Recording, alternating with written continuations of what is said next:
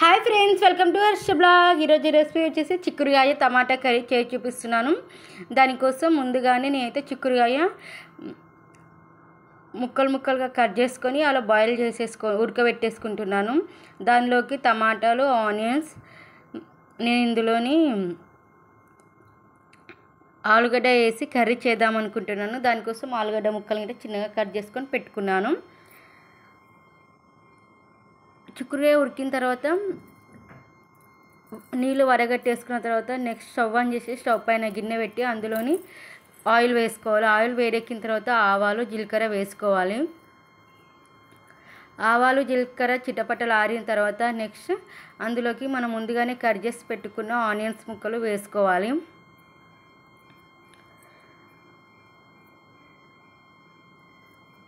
Onions ముక్కలు కొంచెం మగ్గిన తర్వాత అందులో మనము ఆలుగడ్డ ముక్కలు గిట్ట వేసుకొని బాగా కలుపుకోవాలి.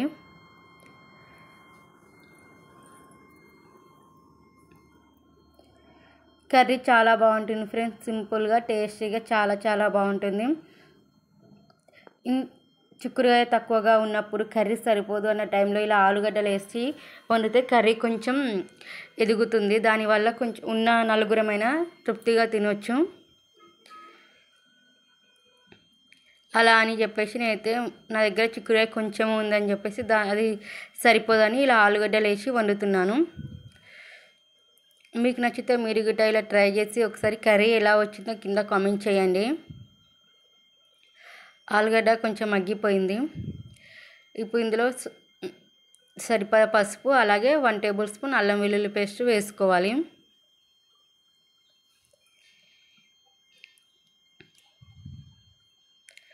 పసుపు వేసుకొని అలాగే 1 టేబుల్ స్పూన్ అల్లం వెల్లుల్లి పేస్ట్ వేసుకోవాలి.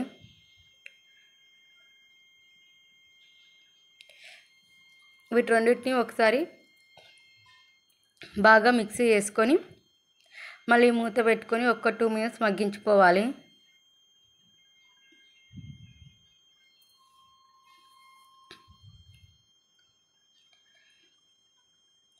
ఆలుగడ్డ కొంచెం మెత్తగా అయిపోయిన తర్వాత మనం ముందుగానే ఉడకబెట్టుకున్న చిక్కుడుగాయ ఇందులో వేసుకొని ఒకసారి బాగా మిక్స్ చేసి కలిపి మళ్ళీ మూత పెట్టుకొని ఒక 2 మినిట్స్ మగ్గించుకోవాలి.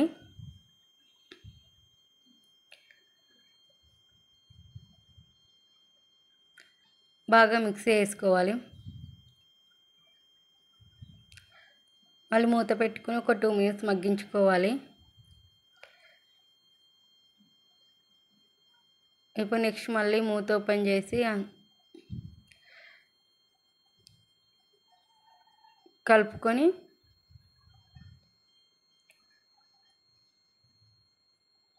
దాంట్లోకి సరిపడా సాల్ట్, అలాగే కారం, మన రుచికి సరిపడా కారం, మన స్పైసీనెస్కి సరిపడా కారం వేసుకోవాలి.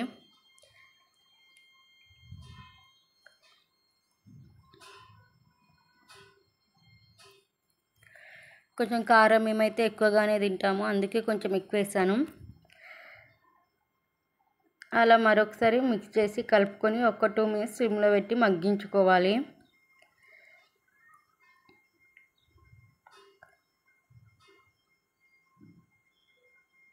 అలా మగ్గించుకున్న తర్వాత నెక్స్ట్ ఇందులోకి మనం సన్నగా తరిగి పెట్టుకున్న టమాటా ముక్కల్ని గిట్ట వేసుకోవాలి.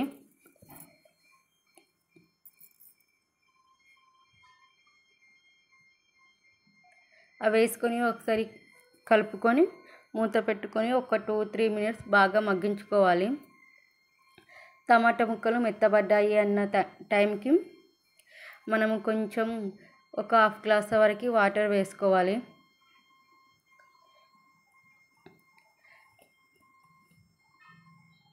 కొన్ని వాటర్ వేయడం వల్ల ఆలుగడ్డ గిట్ట చాలా మెత్తగా మంచిగా ఉడుకుతుంది కాబట్టి కొన్ని వాటర్ వేసుకుంటున్నాను నేనైతే.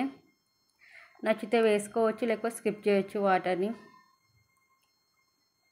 ఇలాగే ఇంకొంచెం స్లిమ్లో పెట్టుకొని బాగా మగ్గించుకొని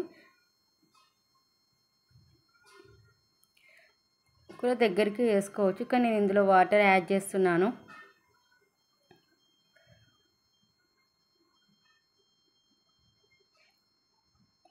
ఒక 1/2 గ్లాస్ వరకు వాటర్ యాడ్ చేస్తున్నాను.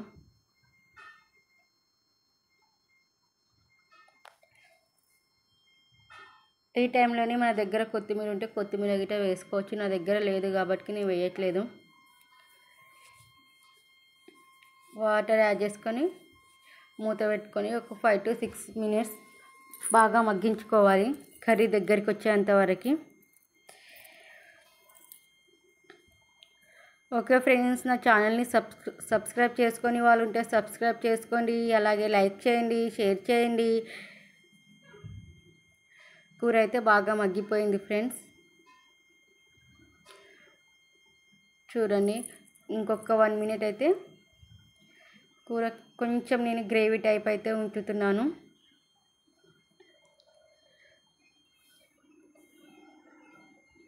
సరిపోయింది ఇలా. ఇప్పుడైతే కూర అయితే రెడీ అయిపోయింది. మీకు ఎవరికైనా ఇలా నచ్చితే ఒకసారి ఈ విధంగా ట్రై చేయండి. అలాగే ఎలా వచ్చిందో కర్రీ కామెంట్ చేయండి, లైక్ చేయండి, షేర్ చేయండి, సబ్స్క్రైబ్ చేసుకోండి ఫ్రెండ్స్. బాయ్.